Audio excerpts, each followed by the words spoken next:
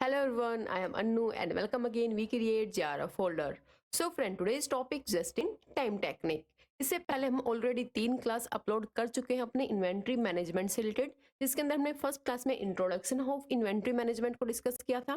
Then second class में हम लोगों ने economic order quantity and third class में हम लोगों ने अपना एबीसी एनालिसिस टेक्निक को डिस्कस किया। आज की क्लास का हमारा टॉपिक क्या है? जस्ट इन टाइम टेक्निक, और इसके साथ हम कुछ और टेक्निक को भी डिस्कस करेंगे। तो अगर मैं बात करूं जस्ट इन टाइम, ये टेक्निक क्या है आपकी, तो आपने एक चीज पर ध्यान दिया हो, जितनी भी अब तक हमने जो टेक्निक की है, एबीसी एनालिसिस जो टेक्निक की है, मेन पर्पज क्या है? इन टेक्निक का मेन पर्पज है कि कैसे अपने इन्वेंट्री जो मैनेजमेंट कॉस्ट है उसको क्या किया जाए, कम किया जाए। क्योंकि हमारा मेन टॉपिक ही क्या है? इन्वेंट्री को मैनेजमेंट करना, और इन्वेंट्री को मैनेजमेंट करने का मेन पर्पज क्या है? अपनी कॉस्ट को मिनिमाइज करना। तो यहाँ पर अगर मैं बात करती हूँ जस्ट इन टाइम टेक्निक, ये भी क्या बोलेगी? ये भी कुछ ऐसा बताएगी जिससे आपकी जो कॉस्ट हो क्या हो, मिनिमम हो, और आपका जो ऑपरेशन है वो कंटिन्यूअसली चलता रहे, आप प्रॉफिट अर्न करते रहो और अपनी कॉस्ट को क्या करते जाओ, मिनिमाइज करते जाओ। तो क्या बोलती है टेक्निक? ये बोलती है कि आप सिर्फ उतनी इन्वेंट्री ही क्या करो, मंगवाओ। एग्जैक्ट अमाउंट ऑफ इन्वेंट्री क्या करो, आप ऑर्डर करो अपने सप्लायर को, जितने की आपको क्या है, रिक्वायरमेंट है। एक्स्ट्रा इन्वेंट्री अपने पास होल्ड कर कर मत रखो। ये बोलता है आपको जस्ट इन टाइम टेक्निक। ये पॉइंट क्लियर हुआ? तो साफ साफ यहाँ पर क्या कह रखा है जस्ट इन टाइम टेक्निक ने, कि उतनी ही इन्वेंट्री ऑर्डर करो अपने सप्लायर से जितने की क्या हो, आपको रिक्वायरमेंट हो। जितना आपको ऑर्डर क्या करना है, कस्टमर की फुलफिल, जितना जितना आपको कस्टमर का ऑर्डर क्या करना है, फुलफिल करना है, जितना क्या है आपके पास ऑर्डर आया है, जितना आपको क्या करना है, प्रोडक्शन करना है, उतनी ही इन्वेंट्री को एक बार में मंगवाओ और अपने ऑर्डर को क्या करो, कंप्लीट करो। ठीक है, एक्स्ट्रा इन्वेंट्री अपने पास कीप करके मत रखो, क्योंकि अगर आप एक्स्ट्रा इन्वेंट्री रखोगे तो उसको स्टोर करने की कॉस्ट आएगी, ठीक है ना, उसको मैनेज करने की कॉस्ट आएगी। तो इस कॉस्ट को क्या कर दो, रिड्यूस कर दो। ये बोलता है जस्ट इन टाइम टेक्निक आपका। तो जस्ट इन टाइम बोलता है कि वो कैसे करोगे आप सिर्फ उतनी एग्जैक्ट अमाउंट ऑफ इन्वेंट्री जितनी क्या है, नीड है, रिक्वायरमेंट है। ठीक है, तो गोल क्या है कंपनी का? गोल ये है कंपनी का कि वो एक्सेस इन्वेंट्री अपने पास ना रखे। देन मेन आइडिया क्या है इसके पीछे? मेन आइडिया ये है कि राइट टाइम पे, राइट प्लेस पे, आप राइट अमाउंट में आपके पास क्या हो, इन्वेंट्री होस्ट क्या होगी, सेविंग होगी, आपकी एफिशिएंसी इंप्रूव होगी। एंड क्या है, मोर एजाइल ऑपरेशन। एजाइल का मतलब यहाँ पे क्या है, कॉन्टिन्यूअस इंप्रूवमेंट। ठीक है, तो उसने क्या कहा, कॉन्टिन्यूअस इंप्रूवमेंट करते रहो अपने ऑपरेशन के अंदर। और आपको याद हो हमने कहा पढ़ा था काइजन टेक्निक ना, काइजन टेक्निक भी तो क्या बोलती है, कॉन्टिन्यूअस इंप्रूवमेंट करते रहो। ठीक है, देन अब बात करते हैं कि कैसे वर्क करती है आपकी जस्ट इन टाइम टेक्निक। बात how just in time inventory management work, कैसे वर्क करेगा आपका जस्ट इन टाइम? आपका सबसे पहले जो आपका जस्ट इन टाइम है ना, वो डिमांड ड्राइविंग ऑर्डरिंग टेक्निक। आपकी डिमांड ड्राइवन ऑर्डरिंग टेक्निक का मतलब क्या? देखो, जैसे डिमांड क्रिएट होगी किससे, कस्टमर से।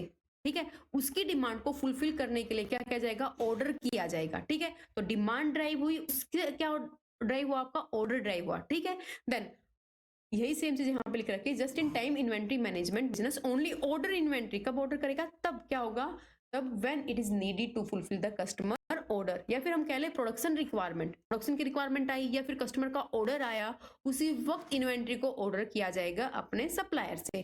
Then this approach is driven by actual customer demand. तो ये जो अप्रोच है वो कैसे ड्राइव हुई, कस्टमर की डिमांड से। That's why this is called demand driven ordering technique. ठीक है, देन आपका नेक्स्ट क्या है यहाँ पे, आपका नेक्स्ट क्या है, मिनिमाइज्ड होल्डिंग कॉस्ट। मिनिमाइज कैसे की जाएगी आपकी होल्डिंग कॉस्ट? जो आपका ये टेक्निक है, यहाँ पे क्या होगा, देखो, उतना ही आपने ऑर्डर किया जितनी डिमांड थी किसकी, कस्टमर की, या फिर जितना क्या करना था, प्रोडक्शन करना था, उतना ही सामान क्या किया आपने, ऑर्डर किया। अब इस केस में आपको वेयर हाउस की स्टोरेज क्या लगेगी, कम लगेगी। तो आपकी जो कॉस्ट थी वेयर हाउस की, जिसमें रेंट, यूटिलिटी, आपका लेबर इंक्लूड था, वो क्या हो गई, कम हो गई। ठीक है, तो सेम चीज यहाँ पे मेंशन कर रखी है, जस्ट इन टाइम मिनिमाइज करता आपकी need for a large warehousing and storage space. Because business aim, जो बिजनेस का एम हो क्या है, keep as a little inventory on hand, जितना पॉसिबल हो सके उतनी कम इन्वेंट्री रखना, या फिर कह सको कि जो डिमांड है उतनी ही इन्वेंट्री रखना। जैसे आपकी जो कॉस्ट है वेयर हाउस की, आपकी रेंट हुआ, यूटिलिटी हुई, लेबर हुआ, वो क्या हो जाएगी, रिड्यूस हो जाएगी। ठीक है, then close communication with supplier.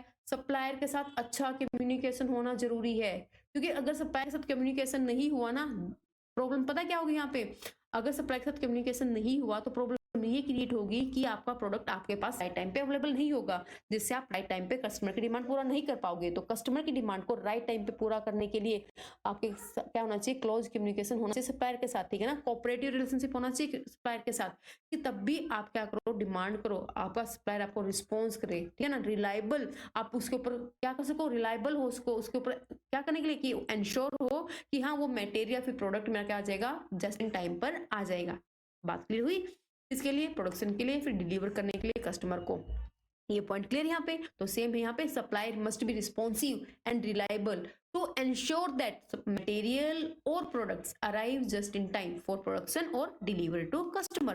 Then आपका क्या है, एफिशिएंट मैन्युफैक्चरिंग। एफिशिएंट मैन्युफैक्चरिंग का मतलब यहाँ पे क्या है कि आप एफिशिएंट होने चाहिए मैन्युफैक्चरिंग के अंदर। एफिशिएंट क्यों होना चाहिए, क्योंकि मान लो आपने क्या किया, रॉ मटेरियल उतना ही मंगवाया, उतनी ही इन्वेंट्री मंगवाई जितना कस्टमर ने आपको क्या दिया, डिमांड दी, या फिर जितना प्रोडक्शन करना था। तो उस केस में जितना प्रोडक्शन करना था उतना ही इन्वेंट्री आपके पास आया, तो यहाँ पे किसके चांस है, वेस्टेज के चांस है ना। अगर आप मैन्युफैक्चरिंग करोगे तो सिंपल सी बात है, वेस्टेज होगी, हो सकती है वेस्टेज। अगर मान लो कोई वेस्टेज हो गई इन्वेंट्री, कोई वेस्ट, कोई ऐसी यूनिट बन गई जो वेस्ट है, जो खराब है, ऐसी कोई यूनिट बन गई, तो उस केस में क्या होगा, आप कस्टमर की जो डिमांड है उसको फुलफिल नहीं कर पाओगे। जो कस्टमर जितनी डिमांड दी होगी उतना रॉ मटेरियल आया होगा और उस रॉ मटेरियल से किया होगा, ठीक है, और डिमांड फुलफिल नहीं हुई क्योंकि क्या हो गया, वेस्टेज हो गया मटेरियल का, कोई प्रोडक्ट क्या बन गया, खराब बन गया। तो उस केस में क्या होगा, कस्टमर की डिमांड पूरी नहीं हो पाई, कस्टमर क्या हो जाएगा, सेटिस्फाई नहीं होगा, जिससे आपकी कंपनी की जो गुडविल हो क्या हो सकती है, डाउन हो सकती है। तो then for manufacturing company GIT can be lead to a more efficient production process, components और material arrive precisely when they are needed for assembly, reducing the need for the large stockpiles of inventory on the factory floor। तो आप जो भी क्या कर रहे हो, सामान को वेस्टेज हो रही है तो वो क्या करना पड़ेगा, आपको रिड्यूस करना पड़ेगा, ठीक है, मटेरियल को आपको जल्दी क्या करना पड़ेगा, असेंबल करना पड़ेगा। पॉइंट क्लियर यहाँ पे। देन आपका इन्वेंट्री ट्रैकिंग एंड कंट्रोल। तो accurate tracking and control of inventory are essential for just in time. तो एक्यूरेट ट्रैकिंग और कंट्रोल किसका, इन्वेंट्री का, जरूरी किसके लिए, जस्ट इन टाइम के लिए। क्यों, क्योंकि business need to closely monitor inventory level and reorder material promptly when the inventory is low. तो यहाँ पर बिजनेस को क्या करना पड़ेगा, क्लोजली मॉनिटर करना पड़ेगा अपने इन्वेंट्री को, लेवल को, और दोबारा से रीऑर्डर करना पड़ेगा जैसे ही आपके पास इन्वेंट्री क्या होगी, लो होगी, ठीक है। तो आपके पास इन्वेंट्री को अच्छे से ट्रैक करना पड़ेगा और क्या करना पड़ेगा, कंट्रोल करना पड़ेगा। अब एडवांटेज क्या है इसकी, सबसे बड़ी एडवांटेज क्या, आपकी जो वेयर हाउसिंग की कॉस्ट है ना वो रिड्यूस हो गई। अब आपको जो गोडाउन या फिर आपको जो फैक्ट क्या करना था, वेयर हाउस क्या करने थे, रेंट पे लेने थे, आपकी रेंट की कॉस्ट कम हो गई, या फिर वहां पे जो एक्स्ट्रा खर्चे थे वो क्या हो गए, कम हो गई। एंड थर्ड पॉइंट आपके लिए क्या है, इंप्रूव्ड एफिशिएंसी। कैसे इंप्रूव हो गया एफिशिएंसी, मैंने जस्ट अभी बताया, अगर स्टिंग टाइम को क्या करना है, फॉलो करना है, तो आपके पास क्या होना चाहिए, एफिशिएंट मैन्युफैक्चरिंग होना चाहिए, तभी आप क्या कर सकते हो, जस्ट इन टाइम को फॉलो कर सकते हो। तो अगर आप एफिशिएंटली क्या करोगे, मैन्युफैक्चरिंग करोगे, तो एफिशिएंसी इंप्रूव होगी नहीं होगी, ठीक है, क्योंकि आपके जो पास जो वेस्टेज है वो क्या हो जाएगी, कम हो जाएगी, और जिससे आपके पास क्या होगा, आपका जो रिसोर्सेज का एलोकेशन होगा वो अच्छे से होगा, और वो कंट्रीब्यूट करेगा किसको, ऑपरेशनल एफिशिएंसी को, और साथ में किसको, कॉस्ट सेविंग को। Then easier adaptation. GIT make it's easier for companies to adopt the change market condition and product requirement. तो आप क्या कर सकते हो, जो भी चेंज हो रहे हैं किसके अंदर, मार्केट के अंदर, मार्केट कंडीशन के अंदर जो चेंज हो रहा है, प्रोडक्शन रिक्वायरमेंट के अंदर जो चेंज हो रहा है, तो वहां पर आप उसको इजिली अडॉप्ट कर सकते हो। कैसे अडॉप्ट कर सकते हो, क्योंकि आपके पास इन्वेंट्री स्टोर नहीं है, ठीक है, तो आपके पास ओल्ड इन्वेंट्री या फिर क्या कहो, आपके पास जो स्टॉक आउट, जो आपके पास ओल्ड इन्वेंट्री या फिर क्या जो पुरानी इन्वेंट्री है उसके खराब होने के चांस ही नहीं है, ठीक है। तो उस केस में आपके पास क्या होंगे, यहाँ पे आप इजिली नए मेथड को, नई टेक्निक को, या फिर नई डिमांड, जो भी नई डिमांड है किसकी, कस्टमर की, जो भी नया प्रोडक्ट की रिक्वायरमेंट है, जो भी मार्केट की कंडीशन है उसके अकॉर्डिंग आप अपने आप को इजीली क्या कर सकते हो, चेंज कर सकते हो, क्योंकि आपके पास कोई ओल्ड इन्वेंटरी तो है ही नहीं जो आपने क्या करके रखा है, जिसको स्टोर करके रखा है। Then there is less old stock to clear when the introducing new product line. तो इस केस में आपके पास इतना ओल्ड स्टॉक नहीं है, ज्यादा ओल्ड स्टॉक नहीं है जिसको आपको क्लियर करने में दिक्कत हो। तो वहां पर अगर ऐसा नहीं है तो आप इजीली क्या कर सकते हो, न्यू लाइन को, प्रोडक्ट लाइन को इंट्रोड्यूस कर सकते हो, ठीक है। ये आपके लिए क्या एक बेनिफिट है। लेकिन चैलेंजेस की बात हो तो क्या है, सप्लाई चेन डिस्पर्सन। अगर कभी भी मान लो किसी भी केस में आपका सप्लाई चेन क्या हो जाए, डिस्टर्ब हो जाए, ठीक है ना, आपके पास टाइम पे, आपके पास टाइम पे सप्लायर क्या ना कर पाए, ऑर्डर को डिलीवर ना कर पाए, तो उस केस में कस्टमर आपके क्या हो जाएंगे, डिससेटिस्फाई हो जाएंगे, ठीक है। तो आपके पास क्या होना चाहिए, एक एडवांटेज होनी चाहिए। एडवांटेज क्या, कि आपका जो रिलेशनशिप है, ठीक है, आपका जो ट्रस्ट है सप्लायर के ऊपर क्या हो, ज्यादा हो, स्ट्रोंग हो, तभी क्या होगा, पॉसिबल होगा। बात क्लियर है। देन नेक्स्ट क्या है आपका handling damaged and defective material. तो हमने पढ़ा ना कि आपके पास क्या होना चाहिए, ऑपरेशनल एफिशिएंसी होनी चाहिए, ठीक है ना, मैन्युफैक्चरिंग एफिशिएंसी होनी चाहिए। अगर मान लो जितने भी आपने सामान क्या किया है, एक उतना ही आपने क्या किया, इन्वेंट्री को क्या किया है, मंगवाया है, डिलीवर किया है, जितनी क्या है रिक्वायरमेंट है। अगर डैमेज हुआ, कुछ डिफेक्टिव हुआ, तो उस केस में आपके पास सेकंड कोई ऑप्शन नहीं बचेगा। बात क्लियर। देन व्हेन मटेरियल और पार्ट अराइव डैमेज और defective from supplier, replacement might not be immediately accessible. तो रिप्लेसमेंट जल्दी होगी नहीं, तो जिससे आपका प्रोडक्शन क्या हो जाएगा, डिस्टर्ब हो जाएगा। बात clear. Then incentive tracking. Incentive tracking मतलब क्या, accurate tracking and management are crucial for just in time to work effectively. then business must closely monitor inventory level and adjust order in real time. तो business को क्या करना पड़ेगा, closely monitor करना पड़ेगा अपने इन्वेंट्री लेवल को, and adjust करना पड़ेगा उसको रियल टाइम ऑर्डर के साथ। पॉइंट क्लियर यहाँ पे ये। देन समरी की बात करें जस्ट इन टाइम की, तो समरी क्या आपकी ये, आपकी जस्ट इन टाइम एक स्ट्रेटजी है जो क्या करती है, फोकस करती है किसके ऊपर, मिनिमाइज करे कि आप एक्सेस इन्वेंट्री को अपने पास ना रखो, मिनिमम इन्वेंट्री आप अपने पास रखो, जिससे आपकी कॉस्ट रिड्यूस होगी, आपकी एफिशिएंसी क्या होगी, इंप्रूव होगी। मेन हमें टेक्निक क्यों पढ़ रहे हैं, इसलिए पढ़ रहे हैं कि हमारी कॉस्ट क्या हो, कम हो, ठीक है। तभी तो हम इन्वेंट्री को अच्छे से मैनेज कर पाएंगे ना, कि हम अपनी कॉस्ट को क्या करें, मिनिमम से मिनिमम करें। और तो इसके लिए आपको क्या चाहिए, आपको चाहिए वेल कोऑर्डिनेटेड आपकी सप्लाई चेन। अगर आपको जीआईटी को अच्छे से सक्सेसफुल बनाना है, तो आपके पास वेल कोऑर्डिनेटेड सप्लाई चेन होनी चाहिए, क्लोज कम्युनिकेशन होनी चाहिए सप्लायर के साथ, केयरफुली मॉनिटरिंग होनी चाहिए इन्वेंट्री लेवल की, ठीक है, कि आप अपने रियल टाइम ऑर्डर को इजीली एडजस्ट कर पाओ। while just in time offer numerous benefits such as cost saving and flexibility, it also come with the challenges। तो जैसे आपको बेनिफिट मिले यहाँ पे, फ्लेक्सिबिलिटी, फ्लेक्सिबिलिटी किस चीज की, जो भी चेंज हुआ मार्केट में उसके अकॉर्डिंग आप प्रोडक्शन कर सकते हो, ठीक है, कॉस्ट को सेविंग कर सकते हो, एक्स्ट्रा कॉस्ट को आपने क्या कर लिया, रिड्यूस कर लिया। बट उसके साथ चैलेंजेस भी आ रहे हैं। चैलेंज क्या, आपका सप्लाई चेन का रिलायबिलिटी होनी चाहिए, ठीक है ना, आपके पास इन्वेंट्री ट्रैकिंग के लिए अच्छा मैनेजमेंट सिस्टम होना चाहिए, तभी जस्ट इन टाइम क्या है, पॉसिबल है। अगर मैं इसकी हिस्ट्री की बात करूँ जस्ट इन टाइम की, तो क्या आपकी किसने बनाया था, इसको इन्वेंट किया था जापान के अंदर, कहाँ पे, टाइची ओहोनो ने, ठीक है, ऑफ टोयोटा। तो टाइची ओहोनो ने दो चीजें दी आपकी, क्या आपका, एक तो फर्स्ट तो आपका ही Toyota production system, and then second आपका कानबान सिस्टम, ठीक है। ये दोनों किसने दिए थे, टाइची ने ही दिए थे 1970 के अंदर। तो जब वर्ल्ड वॉर सेकंड हुई थी, तो उस वक्त जापानीज कंपनी क्या सोच रहे थे कि कैसे हम अपनी इकोनॉमी को क्या करें, रिकवर करें बिना ज्यादा स्पेंड किए हुए। तो वहां पर उस वक्त जस्ट इन टाइम का क्या हुआ था, जन्म हुआ था, ठीक है। तो जो टोयोटा है वो अब तक यूज करी जस्ट इन टाइम को, मोस्ट सक्सेसफुल कंपनी है जो इंप्लीमेंट कर पाई है इस स्ट्रेटेजी को अब तक, टोयोटा कंपनी, ठीक है, इसलिए इसको टोयोटा प्रोडक्शन सिस्टम भी बोलते हैं। Clear. Then Toyota success using GIT quickly spread to the other manufacturing company and eventually the strategy split over into the industry।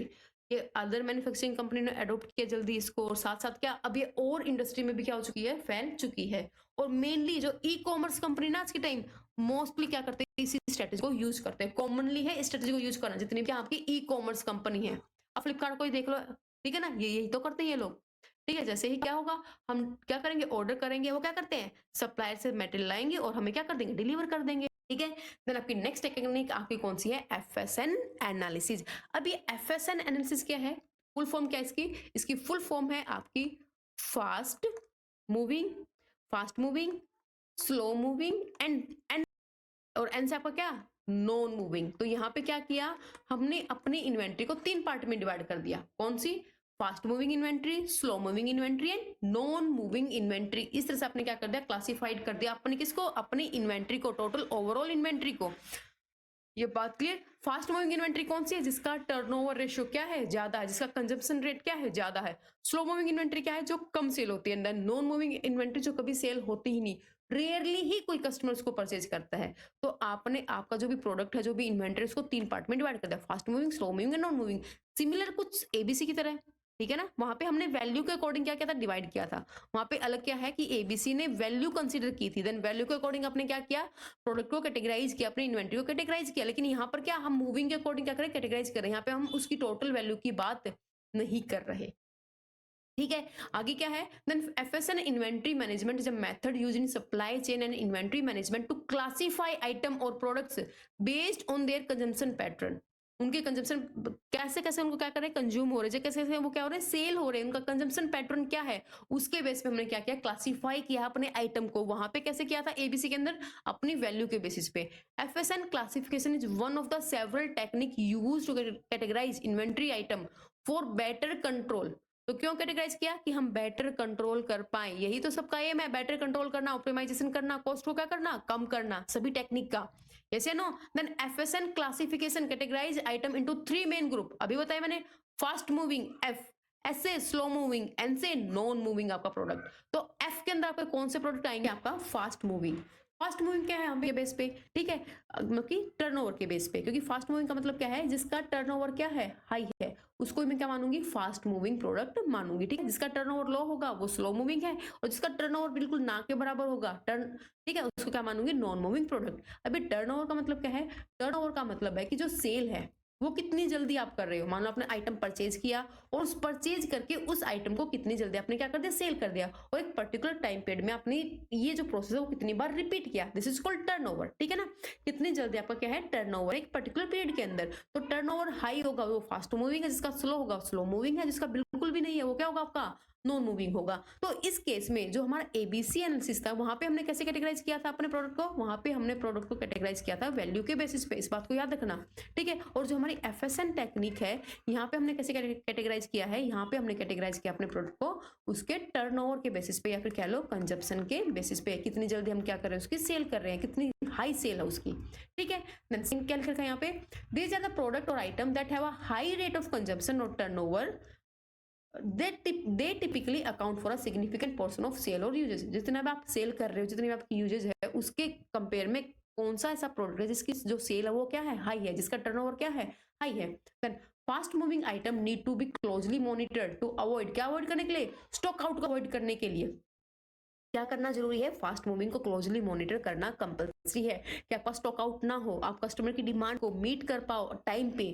ठीक है, तो इसके लिए आपको फास्ट मूविंग को कंट्रोल करना होगा, क्लोजली मॉनिटर करना होगा, कि टाइमली आपके पास आपका आइटम अवेलेबल हो अपने कस्टमर की डिमांड को क्या करने के लिए, फुलफिल करने के लिए। देन आपका नेक्स्ट क्या, आपका slow moving product. Then slow moving product आपका क्या है, जहां पर आपके आइटम की डिमांड क्या है, स्लो है, स्लो होगा कंपेयर टू फास्ट मूविंग, वो क्या होगा, स्लो मूविंग टर्नओवर। तो यहाँ पे कंपेयर टू कम फोकस किया जाएगा, किसके कंपेयर में, फास्ट मूविंग के कंपेयर में। ठीक है, तो इतने इंपॉर्टेंट नहीं, कम किसके कंपेयर में, फास्ट मूविंग के कंपेयर में। तो ये क्या करते हैं, ये भी कंट्रीब्यूट करते हैं ओवरऑल सेल को, बट ये क्या है, इनकी लेवल ऑफ डिमांड क्या है, थोड़ी कम है। ठीक है ना, ये मैं ओवरऑल सेल को कंट्रीब्यूट करते हैं, इनकी भी डिमांड है, सम लेवल ऑफ डिमांड इनकी भी है, but compare to fast moving के कम है। जो इन्वेंट्री है स्लो मूविंग की, उनको मैनेज करना एफिशिएंटली जरूरी है। किस लिए जरूरी है, कि उनकी ओवर स्टॉकिंग ना हो, क्योंकि उनकी डिमांड क्या है, स्लो मूविंग है।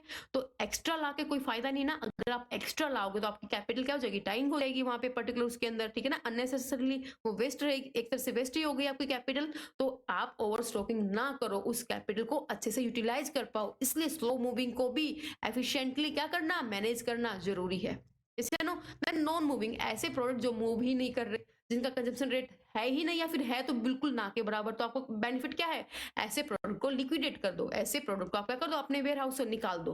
ठीक है, तो आपके ये नॉन मूविंग जो प्रोडक्ट है आपके वेयर हाउस के अंदर, वो बिन बात में स्पेस क्या कर रखा उन्होंने, अ, अ, तो क्या कर रखा, स्पेस बिन बात में खराब कर रखा है। ठीक है ना, टाइप कर रखा स्पेस वहां पे वेयर हाउस में। तो बेस्ट क्या है आपके लिए, उसको डिसकंटिन्यू कर दो, उस प्रोडक्ट को लिक्विडेट कर दो। ठीक है, फिर रिक्लासीफाई कर दो। और ये आपका ना कंटिन्यूस प्रोसेस है, ये नहीं कि आपने एक बार क्लासीफाई कर लिया फास्ट मूविंग, स्लो मूविंग या नॉन मूविंग को, तो वही चलता रहेगा। नहीं, ऐसा भी हो सकता है कि फास्ट मूविंग प्रोडक्ट थोड़े टाइम के बाद स्लो मूविंग बन जाए, देन थोड़ी देर के बाद क्या बन जाए, वो नॉन मूविंग बन जाए। तो इसलिए कॉन्टिन्यूस प्रोसेस करना कि मेरा कौन सा फास्ट मूविंग है, कौन सा स्लो मूविंग है, कौन सा नॉन मूविंग प्रोडक्ट है, वो करना जरूरी है। ठीक है, जिससे आप कैटेगराइज कर पाओ अच्छे से अपने सारी इन्वेंट्री के, किसको, आइटम को, कौन सी इन्वेंट्री का आइटम कौन सी कैटेगरी में क्या करता है, लाइक करता है। बेनिफिट आपके लिए ही है ये।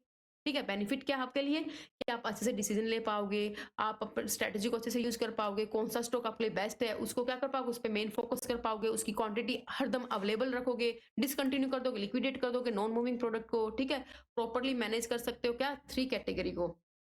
ठीक है, then properly managing then 3 category can lead the more efficient inventory control, reduce करेंगे आपकी कैरिंग कॉस्ट को एंड इंप्रूव करेंगे इसको, कस्टमर सर्विस को। सेम सभी में, सारी टेक्निक में सेम बात है, बस तरीका सबका क्या है, डिफरेंट है, सबका वे क्या है, डिफरेंट डिफरेंट है, क्या करने का, स्टॉक को मैनेज करने का। आपके लिए बेस्ट कौन सा है, आप वो यूज करोगे अपने बिजनेस के अंदर। बात clear. The implement of एफएसएन inventory management can be supported by the inventory management software. तो काफी सारे सॉफ्टवेयर अवेलेबल है। सॉफ्टवेयर कैसे हेल्प करेंगे आपकी, हमने क्या बात की, टर्नओवर की। तो सिंपल सी बात है, सॉफ्टवेयर आपकी हेल्प करेंगे, ये बताएंगे किस पर्टिकुलर इन्वेंट्री का स्टॉक ज्यादा है, किस पर्टिकुलर आइटम का टर्नओवर ज्यादा है। तो उसको क्या कर लोगे आप, फास्ट मूविंग में डाल दो, जिसका स्लो है उसको स्लो मूविंग में, जिसका टर्नओवर हो ही नहीं रहा आप वो इस सॉफ्टवेयर से इजिली पता लगा पाओगे, और उसको कहाँ डाल दोगे आप, नॉन मूविंग आइटम में डाल दोगे। यस या नो। ठीक है, तो आप इजीली क्या कर सकते हो, अपने हिस्टोरिकल सेल डाटा को देख के अपने डिमांड को फोरकास्ट करके अपने इन आइटम को डिवाइड कर सकते हो इन 3 कैटेगरी के अंदर। यस या नो, बात क्लियर। तो हमारा ये टॉपिक था क्या आपका लास्ट, ये हमारा क्या था, लास्ट टॉपिक था जो हम आज की क्लास में करेंगे, fast moving, slow moving and non moving inventory आपकी। Point clear. ऐसे कैसे, यहाँ पे एक बार मैं एग्जांपल दे देती हूँ क्लियर करने के लिए। मान लो आप कोई आइटम है, पर्टिकुलर आइटम है जो सेल, जिसके ऊपर सेल मार्जिन कम है थोड़ा, हाँ ठीक है, जिसके ऊपर क्या है, सेल मार्जिन कम है, लेकिन उसके जो सेल है ना, जो वॉल्यूम है वो क्या है, हाई है। जो सेल वॉल्यूम है वो क्या है, हाई है, लेकिन सेल मार्जिन क्या है यहाँ पे, थोड़ा लो है। For example let's say sale margin आपको सिर्फ 5 रुपए का प्रॉफिट होता है इस प्रोडक्ट को सेल करने में, लेकिन आप दिन में 20 प्रोडक्ट सेल कर देते हो, तो कितना मार्जिन हुआ, 100। ऐसे ही कोई दूसरा आइटम जिसका सेल मार्जिन हाई है, मानो 10 रुपीज, लेकिन वो स्लो मूविंग है, उसका ऑलमोस्ट आप 2 या 3 प्रोडक्ट ही क्या कर पाते हो, पूरे दिन में सेल कर पाते हो, तो ऑलमोस्ट कितना मार्जिन आपका, कितना प्रॉफिट, 20 प्रॉफिट। ठीक है, तो आप इस बेस पे क्या कर सकते हो, कैटेगराइज कर सकते हो कि देखो इसका सेल मार्जिन कम है, लेकिन यहाँ पे सेल वॉल्यूम क्या है, हाई है, तो मैं इसको कहाँ डाल दूंगी, इसको मैं डाल दूंगी फर्स्ट कैटेगरी में। ठीक है, इसको कहाँ डाल दूंगी मैं, फास्ट मूविंग कैटेगरी में। देन मेरा जो सेकंड आइटम है जिसका क्या है, सेल, जिसकी सेल क्या है, कम है, लेकिन मार्जिन ज्यादा है, फिर भी वो क्या है, मेरा स्लो मूविंग आइटम है, क्योंकि मेनली रिवेन्यू कहाँ से जनरेट हुआ आपका, फर्स्ट वाले से, चाहे उसका सेल मार्जिन ही क्यों ना हो, कम क्यों ना हो। ये पॉइंट क्लियर हुआ। तो ये हमारा क्या था, टॉपिक था आज का, एफएसएन टॉपिक था। ठीक है, देन हमारा लास्ट क्या है आज की क्लास का, वीईडी एनालिसिस। तो वीईडी एनालिसिस क्या है, सबसे पहले इसकी फुल फॉर्म क्या है इसकी, वाइटल, वी से आपका वाइटल आइटम आपके, देन ई से आपका एसेंशियल आइटम, देन डी से आपका क्या, डिजायरेबल, डी से आपका क्या, डिजायरेबल। तो यहाँ पर भी क्या किया गया है, इन्वेंट्री को 3 पार्ट में कैटेगराइज किया गया है, जैसे कि हमने अब देखा अपना एबीसी के अंदर भी हमने 3 पार्ट में कैटेगराइज किया, लेकिन किसके बेस पे, वैल्यू के बेस पे। एफएसएन जो हमने जस्ट अभी डिस्कस किया, उसके अंदर भी हमने क्या किया, कैटेगराइज किया 3 पार्ट में, लेकिन किसके बेस पे, टर्नओवर के बेस पे। ठीक है, देन वीईडी टेक्निक क्या बोलता है, यहाँ पर भी आप क्या कर दो, कैटेगराइज कर दो अपने किसको, अपने इन्वेंट्री को, लेकिन किसके बेस पे, उसकी इंपॉर्टेंस के बेस पे, किसके बेस पे, उसकी क्या इंपॉर्टेंस है आपके बिजनेस के अंदर, उस इन्वेंट्री की, उसके बेस पे क्या कर दो, उसको कैटेगराइज कर दो। तो जो आपके ज्यादा इंपॉर्टेंट है उसको किसमें डाल दो, वाइटल के अंदर। जो उससे कम इंपॉर्टेंट है लेकिन जरूरी है फिर भी क्या करने के लिए, अपने प्रोडक्शन को रन करने के लिए, उसको किसके अंदर डाल दो, एसेंशियल के अंदर। एंड डिजायरेबल के अंदर ऐसे आइटम, ऐसी इन्वेंट्री को डाल दो जो आपके प्रोडक्शन के ऊपर कह लो या फिर आपके प्रॉफिटेबिलिटी के ऊपर जो ज्यादा इंपैक्ट ना डाले, उसको किसके अंदर डाल दो, अपना डी के अंदर, डिजायरेबल के अंदर डाल दो। ठीक है, तो क्लियर हुआ, वीईडी का मतलब यहाँ पर क्या है। तो सेम हम लोगों ने यहाँ पर भी क्या किया है, कैटेगराइजेशन किया है किसका, अपनी इन्वेंट्री का 3 कैटेगरी के अंदर, जैसा हमने सेम एबीसी और एफएसएन के अंदर क्या किया था, कैटेगराइजेशन किया था। तो सेम चीज यहाँ पर लिख रखी है, VED analysis is an inventory categorization management technique that stand for vital, essential and desirable. तो जो आपका वीईडी एनालिसिस है वो आपको क्या है, इन्वेंट्री कैटेगराइजेशन या फिर कह लो इन्वेंट्री मैनेजमेंट टेक्निक है, जो किसके ऊपर स्टैंड आपका, vital, essential and desirable. Point clear? Then it classify inventory on the basis of degree of functional significance for the organization. कितनी सिग्निफिकेंस है, कितनी इंपॉर्टेंस है उस इन्वेंट्री की, किसके लिए, आपके ऑर्गेनाइजेशन के लिए, उसके बेस पे हमने क्या किया, यहाँ पे इन्वेंट्री को कैटेगराइज किया है। सेम बात जो मैंने आपको यहाँ पर बताई थी कि इंपॉर्टेंस के बेस पे कह लो, फिर सिग्निफिकेंस के बेस पे कह लो, आपने क्या कर दिया, इन्वेंट्री को कैटेगराइज कर दिया 3 पार्ट में। तो सबसे पहला आपका क्या है, वाइटल है। तो सबसे पहला आपका क्या है, वाइटल। इसको क्लियर करने से पहले मैं आपको एग्जांपल देती हूँ जिससे आपको अच्छे से क्लियर होगा। मान लो आपकी क्या है कि मोबाइल शॉप है। अगर ये आपकी मोबाइल शॉप है तो उसके अंदर आप सोच के बताओ, उस शॉप के अंदर सबसे इंपॉर्टेंट इन्वेंट्री आपके लिए क्या होगी, जो सबसे ज्यादा इंपॉर्टेंस रोल प्ले करेगी आपकी उस शॉप के लिए, तो वो इन्वेंट्री क्या होगी आपके लिए, मोबाइल। ऐसा नो, अगर आपके मोबाइल शॉप के अंदर क्या है, आपके पास मोबाइल ही नहीं होंगे, तो क्या आप उस ऑपरेशन को रन कर सकते हो, उस ऑपरेशन को कर सकते हो, अपने बिजनेस को रन कर सकते हो, नहीं कर सकते ना। तो यहाँ पर वाइटल कैटेगरी के अंदर क्या डाल दोगे आप, अपने मोबाइल को। ये पॉइंट क्लियर हो रहा है आपको, ठीक है। तो कैसे हमने मोबाइल शॉप के अंदर क्या क्या कैटेगराइजेशन किया है, सबसे पहले वाइटल आइटम आपके मोबाइल शॉप के अंदर क्या जिसका रखना जरूरी है आपके बिजनेस के लिए। अगर वो आपके पास अवेलेबल नहीं है वो इन्वेंट्री, तो आपका बिजनेस रन नहीं कर सकता, आपका ऑपरेशन कंटिन्यू रन नहीं कर सकता उस इन्वेंट्री के बिना या फिर उस मटेरियल के बिना। ये पॉइंट क्लियर हुआ यहाँ पे, ठीक है। देन सेकंड क्या कैटेगरी हमारी, सेकंड हमारे लिए है एसेंशियल। फर्स्ट हमने किस में कैटेगराइज किया, वाइटल आइटम में। वाइटल आइटम के अंदर वो आइटम आएंगे या फिर वो इन्वेंट्री आएगी जो बिजनेस ऑपरेशन को रन करने के लिए क्या है जरूरी है, जिसका स्टॉक हरदम अवेलेबल होना जरूरी है बिजनेस के अंदर। अगर उसका स्टॉक किसी भी टाइम अवेलेबल नहीं है तो बिजनेस का ऑपरेशन क्या हो जाएगा, आपका रुक जाएगा वहीं पर। ये पॉइंट क्लियर यहाँ पे। देन सेकंड कैटेगरी के अंदर हमने ऐसे आइटम को डाला जो एसेंशियल है आपके लिए। एसेंशियल का मतलब क्या, जिसका एक मिनिमम स्टॉक रखना जरूरी है अपने ऑपरेशन को कंटिन्यू करने के लिए मिनिमम स्टॉक रखना जरूरी है, इस पॉइंट को याद रखना, ठीक है। वो ये क्या है, ये कम इंपॉर्टेंट है, किससे, वाइटल आइटम से कम इंपॉर्टेंट है। तो ऐसा मोबाइल शॉप में क्या होगा, जितनी भी मोबाइल की एसेसरीज है, कोई भी कस्टमर आएगा वो क्या एक्सपेक्ट करेगा कि अगर ये मोबाइल शॉप है तो यहाँ पे मोबाइल से रिलेटेड जितनी भी एसेसरी होंगी वो मिलेंगी, यस या नो। लाइक मोबाइल का चार्जर हुआ आपका, ये पॉइंट क्लियर हुआ। तो जो भी मोबाइल का चार्जर हुआ उसको किसके अंदर डाल सकते हैं हम लोग, एसेंशियल आइटम के अंदर डाल सकते हैं, जिसका स्टॉक एक मिनिमम अमाउंट में रखना जरूरी है।